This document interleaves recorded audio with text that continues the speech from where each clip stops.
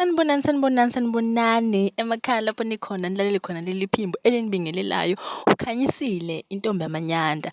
Ngibonga kakhulu ngokungena ekhasini lami le-YouTube. Ngiyacela ukuba ningisaphothe bandla ama-South Africa amadla ngokuthi niqhubeke nilakhe bese na-subscribe kuleli khasi ukuze lizokhula nani niphinde nithole ezihamba phambili njalo nsuku zonke ezintsha ntsha.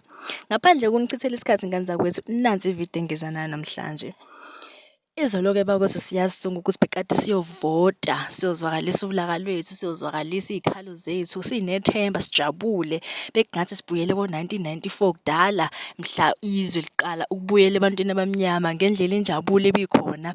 Sijabulela ukuvota, ngiyathemba ukuthi nivote kahle nani nonke lapha emakhaya.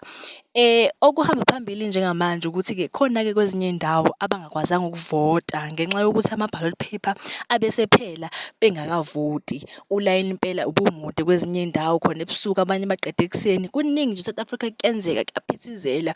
Kanti-ke iqembu elihamba phambili e-KZN kusawumkhonto wesizwe saqanqalaza. Nje kunjalo nje ama-South Africa ama-South Africa amahle. Ngizophinde nginilethele ezinye izindaba okwamanje, bye.